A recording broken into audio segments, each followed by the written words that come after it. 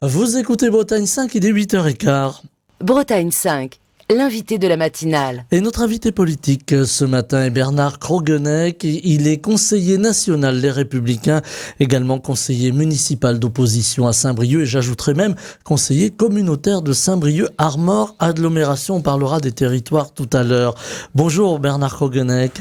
Bonjour Stéphane, bonjour à tous vos auditeurs. Alors on va parler de sujets importants pour nous aujourd'hui. On aura un œil sur les élections américaines où il se passe beaucoup de choses aux États-Unis et où on est en train d'acter en fait au moment où l'on se parle la victoire de Donald Trump. Voilà, on pourra en dire un petit mot et l'incidence que ça pourra avoir peut-être sur ici en France et plus largement en Europe. Alors je vais vous demander juste de vous mettre face au micro parce que voilà, notre réalisateur me fait signe qu'on vous entend pas très bien. Bernard Krogeneck, j'avais envie de commencer par le fameux projet de loi de finances qui est toujours en débat à l'Assemblée nationale. On s'achemine, d'ailleurs les députés n'ont pas voté ce matin la partie sécurité sociale. On s'achemine peut-être vers une navette vers le Sénat ou un 49.3, on ne sait pas encore. Ce projet de loi de finances, il est important. Il fallait faire des économies, mais on entend quand même les Français qui ne sont pas toujours très contents parce que faire des économies, ça veut dire peut-être lâcher sur les services publics, ça veut peut-être dire aussi une forme d'austérité. Michel Barnier, qui a été nommé Premier ministre, a trouvé une situation financière en particulier qui est extrêmement préoccupante, avec une dette donc qui atteint 3000 et quelques milliards. Donc il était obligé de faire des coupes sombres, je dirais, dans le budget. Maintenant, quel va être le projet de loi qui va sortir, je dirais. Pour l'instant, on a vu un débat à l'Assemblée nationale qui était quand même un peu hystérique, avec des oppositions extrêmes qui ont proposé des dépenses inconsidérées. Donc il est certain que le projet va être remanié au Sénat, où il y aura certainement une majorité beaucoup plus responsable qui va revoir le projet de loi.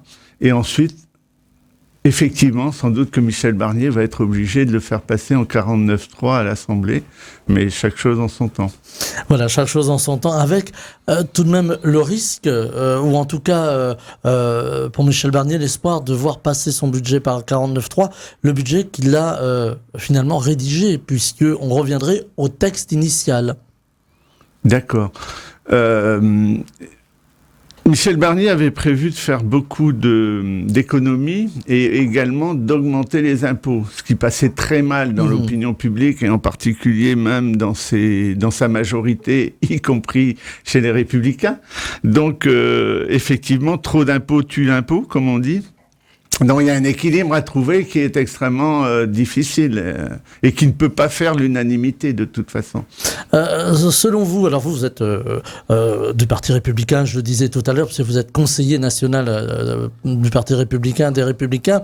Selon vous, il a du mérite, Michel Barnier, de s'attaquer ou d'avoir été finalement poussé un peu quelque part en avant pour essayer de sauver la situation ? Il a certainement du mérite et du courage. Il l'a effectivement aussi il pouvait difficilement reculer, parce qu'il y avait eu d'autres options qui avaient été envisagées. Et lui-même, comme c'est un homme d'État, à mon sens, il a franchi le pas. Il a relevé le challenge. La difficulté pour lui, c'est qu'il a une majorité ou des soutiens qui sont extrêmement fragiles et peu fiables. Et donc, il est obligé de jongler avec aussi un appui des Républicains qui n'est pas non plus absolu, vu que en fait, au-dessus de lui, il a aussi un président, donc il a une marge de manœuvre qui est limitée. Marge de manœuvre limitée, et puis l'ombre du Rassemblement national qui plane quand même. On a reproché beaucoup à Michel Barnier d'avoir accepté même de parler au Rassemblement national, à Madame Le Pen en l'occurrence. Question difficile. Madame Le Pen, elle a, avec Monsieur Bardella, ils ont quand même 11 millions d'électeurs de mémoire. Donc on ne peut pas non plus ne pas tenir compte de leurs messages et de leurs attentes et de leurs besoins. Donc l'opposition de gauche et d'extrême gauche a beau jeu de dire que Michel Barnier, quelque part, est tenu par il dépend en partie du Rassemblement national, vu que si le Rassemblement national s'allie avec la gauche, il fait tomber le gouvernement. Il y a cette crainte-là. Il y a cette crainte. Mais Michel Barnier, c'est quand même un homme d'expérience. Et c'est très bien d'avoir un homme de ce calibre et finalement de cette expérience aussi au gouvernement. Il n'est pas né de la dernière pluie. Disons qu'il a aussi une pratique républicaine. Et il faut respecter les institutions. Donc... je lui fais confiance, en tout cas, pour naviguer entre ces écueils. Alors, Michel Barnier et son gouvernement ont demandé à tous de faire un effort pour ce budget, pour pouvoir redresser la barre de la France en termes de déficit. Effort qui se traduit aussi au niveau des collectivités territoriales, des collectivités locales, voilà, qui se sentent un peu pointés du doigt et qui alertent en disant, c'est le cas des départements, par exemple, ici dans les Côtes-d'Armor, mais également en Loire-Atlantique ou encore en Ille-et-Vilaine, des présidents de département qui s'alarment en disant attention, si on nous demande trop d'efforts, l'effort au titre des économies s'élève entre 5 et 9 milliards d'euros pour l'ensemble des départements, en tout cas de l'ensemble des collectivités françaises. Donc les présidents de département alertent en disant attention, on n'arrivera peut-être pas à boucler nos budgets. Les collectivités locales, effectivement, devront, comme l'État, participer à cet effort. Hier, nous avons rencontré le président du conseil départemental à l'occasion d'une réunion à Effignac au sujet de la rocade sud. Ça me permet de glisser sur ce sujet qui m'importe beaucoup. L'achèvement de la rocade sud, à mon sens, est indispensable pour l'agglomération et pour la ville de Saint-Brieuc. Alors je le précise pour nos auditeurs qui sont loin, c'est le contournement de la ville de Saint-Brieuc, voilà. Par le sud, voilà, pour faire une alternative à la RN12. Et donc le président du conseil départemental qui a bloqué ce projet depuis 1 an et demi, bien sûr, a beau jeu aujourd'hui de dire qu'il n'a plus les crédits et que la situation budgétaire l'empêche de cet investissement. Mais c'est aussi une question de volonté et de choix et de décision entre les priorités. Ceci dit, pour revenir, l'agglomération Saint-Brieuc a décidé de reporter de 2 mois le vote du budget. Parce qu'effectivement, cette ponction qui sera faite sur son budget a des conséquences difficiles et lourdes. Et je citerai aussi David Lisnard, qui est le président de l'Association des maires de France, qui n'est pas donc un opposant farouche à Barnier, mais qui lui aussi a tiré la sonnette d'alarme, parce que toutes les collectivités sont touchées, et effectivement, ça leur posera de grosses difficultés. Mais, disons, la situation catastrophique du pays exige des mesures fortes. Alors, des collectivités qui disent aussi que l'État leur en demande toujours un peu plus, mais sans donner les moyens. Est-ce que, à un moment ou à un autre, il faudra redéfinir les rôles de chacun ? Je pense effectivement que les collectivités, aujourd'hui, sont arrivées au bout du bout. C'est-à-dire que, compte tenu de leurs compétences, de leurs missions et des moyens qui leur sont alloués, il y a des choix à faire. Par exemple, l'agglomération Saint-Brieuc, encore dans le domaine social, a pris des missions qui ne relevaient pas de ses compétences. Donc, c'est très bien. Mais le social, disons, alourdit considérablement les budgets. Et c'est vrai aussi dans les départements. Donc, il y a des aides, il y a des allocations qui devront être remises à plat, parce que, disons que on ne peut pas continuer dans la même voie. Et ce que vous disiez est vrai, c'est-à-dire remettre à plat un peu les missions, les compétences et les moyens qui leur sont alloués. Alors, il y a une forte demande sociale, on l'a vu lors des dernières élections, cette poussée du Rassemblement national. 11 millions d'électeurs ont voté pour le Rassemblement national. Vote de colère, vote de rejet. Ça sonne un petit peu, on est un petit peu en parallèle avec ce qui se passe aux États-Unis. Je le disais en commençant, on a un œil sur ce qui se passe là-bas, avec un retour de Donald Trump, d'une forme de populisme. Est-ce qu'on peut craindre la même chose aujourd'hui en France ? Ce qui se passe aux États-Unis souvent se répercute en France avec un délai de 10 ans, de 5 ans. Donc on peut craindre effectivement, je pense au Booking par exemple, qui est arrivé en France avec un décalage, et on peut craindre que ce qui se passe aux États-Unis arrive en France. Mais en vous écoutant, c'est vrai qu'il faut entendre aussi les voix des gens qui ont aujourd'hui des difficultés de vie quotidienne. C'est-à-dire que les besoins de base, c'est le logement, l'emploi et l'alimentaire. Et quand ces besoins ne sont pas satisfaits, et c'est malheureusement pas le cas en France, parce que par exemple, le logement aujourd'hui, c'est une bombe sociale. C'est incroyable qu'on soit arrivé dans une telle situation. Donc, quand ces besoins primaires, je disais, ne sont pas satisfaits, les gens, ils votent pour ceux qui n'ont jamais vu au pouvoir avant. Et c'est un peu l'élection de Donald Trump aujourd'hui, c'est les classes moyennes ou basses américaines qui l'ont élu, enfin qui ont pesé. Et en France aussi, il faut être conscient, et on revient à la question de tout à l'heure, le RN aujourd'hui, à Saint-Brieuc, c'est 24-25%. Donc ça pose question, ça interroge. Pourquoi il n'y a pas 24 ou 25% de racistes ou à Saint-Brieuc? C'est un désir social, c'est un rejet, on peut le traduire comme ça, de la politique d'avant. Ça interroge aussi sur la manière de faire de la politique? Absolument. Ça interroge... c'est certainement un échec pour les politiques qui ont été menées, alors je dirais depuis 40 ans. Qu'on soit arrivé aujourd'hui à un Rassemblement national aussi haut et là c'est pas dans les sondages, c'est dans les urnes, ça pose question et ça oblige à changer de braquet sur certaines politiques. On ne peut pas continuer avec les mêmes raisonnements angéliques, je dirais, que l'on tient, par exemple, sur la sécurité depuis 40 ans. On parle encore, Jospin parlait de sentiment d'insécurité. Aujourd'hui encore, des élus responsables parlent de sentiment d'insécurité. C'est pas un sentiment, c'est une réalité.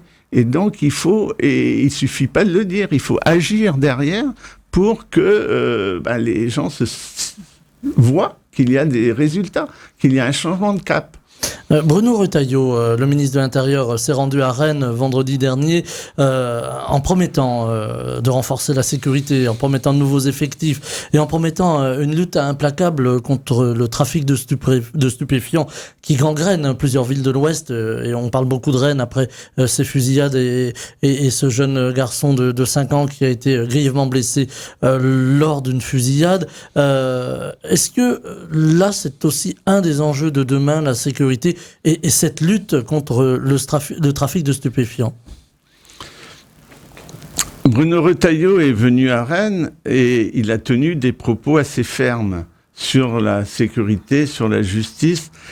Je pense qu'il est dans la droite ligne de ce qu'il a toujours dit, c'est-à-dire qu'il veut des résultats. En particulier donc sur les narcotrafiquants. Il espère, je l'ai écouté à Rennes vendredi soir, avoir des résultats parce qu'il peut, sur un sujet qui est relativement important et qui devrait faire l'unanimité chez les hommes politiques, il devrait avoir une majorité qui le soutienne. Autant sur l'immigration, c'est un dossier clivant et il y a des positions qui sont plus éloignées, mais sur la lutte contre le narcotrafiquant, comme ça a été le cas sur la lutte contre le terrorisme, il devrait y avoir une quasi-unanimité des hommes politiques responsables derrière lui. Donc il peut avoir des résultats. Il faut abandonner les postures politiques, les dogmes des uns et des autres pour avoir en fait une forme de transpartisanisme dans cette lutte contre le trafic de drogue. Ce serait bien, et c'est ce qu'ils souhaitent, et je pense qu'on peut espérer que des hommes politiques de gauche, raisonnables, écologistes aussi, soient en soutien, disant qu'ils n'ont pas... Ils le critiquent beaucoup, et ça me plaît que Retailleau soit bien critiqué, parce que ça montre qu'il touche des domaines, et il a aussi la majorité des Français derrière lui.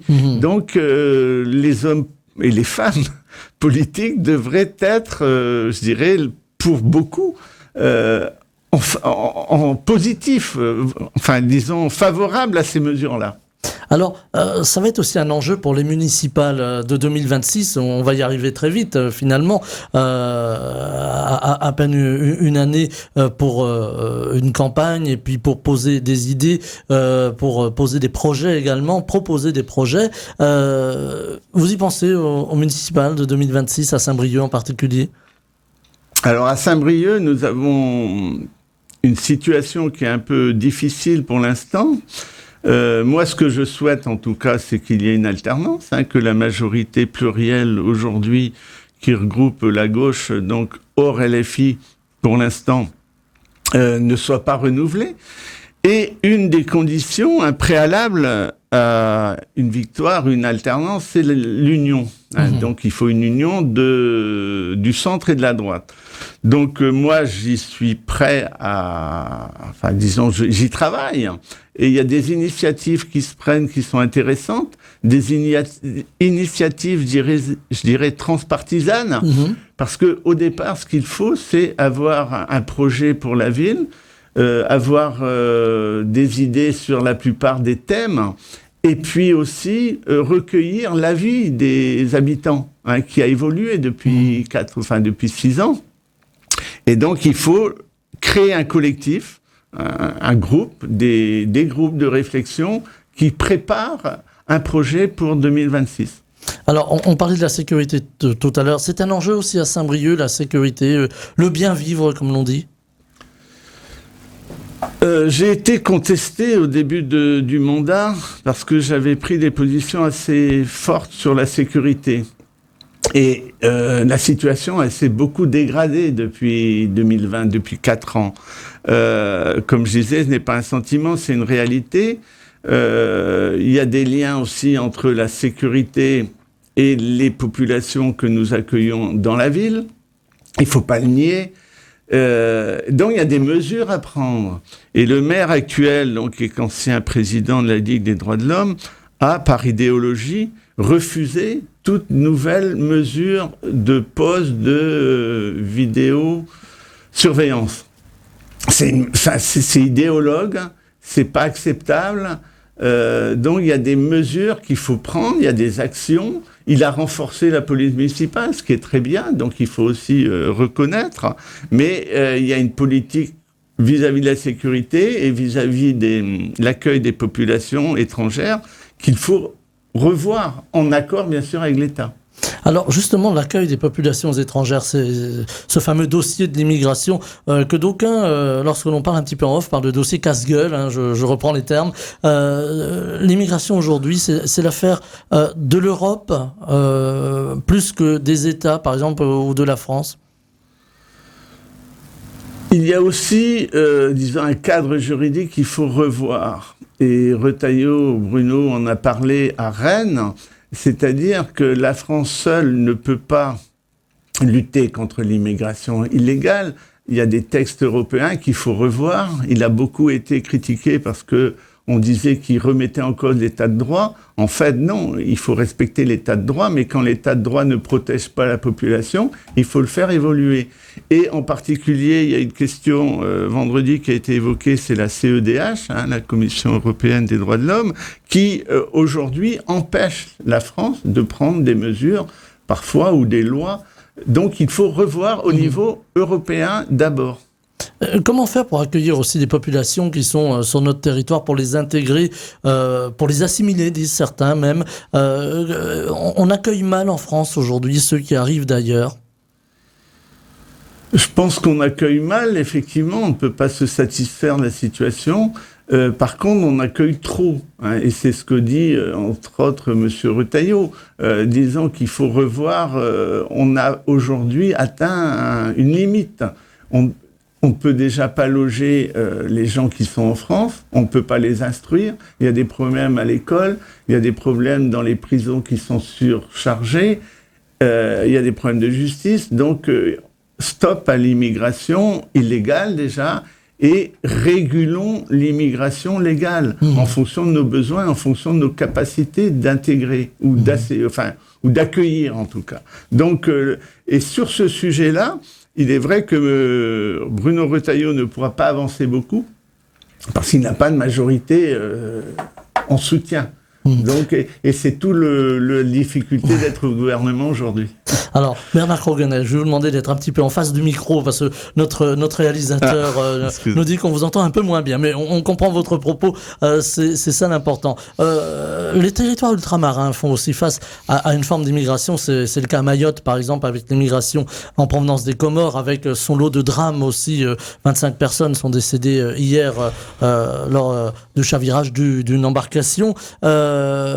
Aujourd'hui, on a le sentiment aussi que la France a un peu oublié ces territoires ultramarins. On a beaucoup parlé, vous étiez exprimé lorsque vous étiez venu il y a un petit peu, il y a quasiment un an ici à Bretagne 5, autour de la situation de la Nouvelle-Calédonie. Beaucoup de choses ont changé aujourd'hui en Nouvelle-Calédonie, mais rien n'est fait.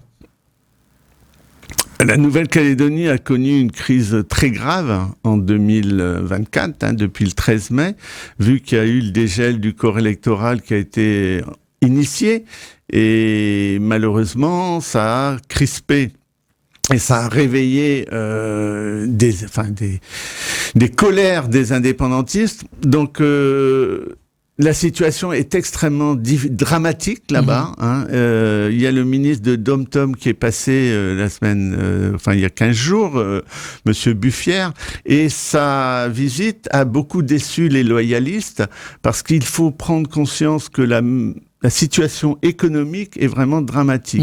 C'est-à-dire que des entreprises ont brûlé, des centres commerciaux, la santé est à plat, les médecins métropolitains sont beaucoup rentrés en métropole. Dans la brousse, il n'y a plus le système santé est à plat. Donc ça, c'est une chose. Et deuxième, les indépendantistes ont des exigences qui sont totalement, je dirais, inacceptables. Et surtout, aujourd'hui, ils se posent en victimes. Ils ont la même inversion des valeurs qu'en France a la France insoumise. C'est-à-dire qu'ils se posent en victimes alors que ce sont eux qui ont tout cassé et qui ont tiré sur les gendarmes, etc. Donc, il y a une inversion des valeurs et il faut vraiment que l'État, le gouvernement, et je fais confiance, le président du Sénat et le président de l'Assemblée nationale vont y aller en mission la semaine prochaine, pour qu'ils prennent vraiment conscience de la difficulté et surtout qu'on trouve des solutions. Et c'est ça qui est extrêmement complexe. Le dialogue n'est pas encore rompu, mais il est difficile. Le dialogue est très difficile et le dialogue entre les indépendantistes et les loyalistes, il n'a pas eu lieu ces dernières années. Monsieur Darmanin, il a fait du en même temps. C'est-à-dire qu'il a discuté avec les indépendantistes, il a discuté avec les loyalistes. Et il leur a fait croire aux uns et aux autres qu'il allait leur donner satisfaction. Et moi, j'ai été surpris en mai 2023 quand je suis allé là-bas. L'action de monsieur Darmanin était vantée par les loyalistes, parce qu'ils avaient l'impression qu'ils les soutenaient. Mais les indépendantistes aussi avaient l'impression. Et donc, ça a clashé en mai 2024. Ça a explosé, parce que on ne peut pas donner satisfaction aux deux camps. Il faut qu'il y ait des compromis.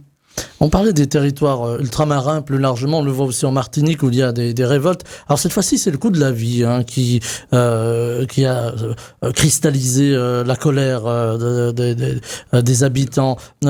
Aujourd'hui, est-ce que on a quand même l'impression d'une France à deux vitesses, la France ultramarine et la France métropolitaine, mais on pourrait aussi peut-être élargir aux régions. Souvent, on s'aperçoit qu'il y a des disparités entre régions. Est-ce qu'il faut repenser le territoire français aujourd'hui, y compris l'ultramarin ? Vaste question. Vaste question. Et j'ai des connaissances, mais limitées. Par contre, sur la Martinique, où j'ai vécu aussi, c'est vrai qu'il y a une colère due au coût de la vie, mais il faut savoir que c'est des situations très particulières. Là-bas, les fonctionnaires français sont payés 40% de plus qu'en métropole. Donc le coût de la vie, inévitablement, il est plus élevé qu'en métropole. Mais les SMIC sont au même niveau. Donc il y a des inégalités qui sont encore plus flagrantes qu'en France. Et il y a aussi des colères qui s'expriment, comme en France, la société s'est radicalisée. Là-bas aussi, ça s'est radicalisé. Donc il y a des positions extrêmes. C'est extrêmement complexe, d'où la tâche de notre gouvernement qui est ardue. On parle d'une fracture ici en France. Ça nous amène, et on va conclure là-dessus, ça nous amène aux États-Unis, où au moment où l'on se parle, Donald Trump s'exprime et évidemment fait part de sa victoire, une victoire jamais vue, a-t-il dit. Je reprends les comptes rendus des agences. Donc, il va y avoir du changement avec l'arrivée de Donald Trump. Changement qui va avoir des répercussions, évidemment, chez nous en Europe et aussi en France. Certainement. On a vu les prévisions des experts qui disaient qu'il n'y aurait pas beaucoup de changements, qu'il y aurait beaucoup de changements selon la personne qui parlait. Là, on va les voir, les changements, parce que Trump donc a gagné. C'est inquiétant parce que le personnage est quand même particulier.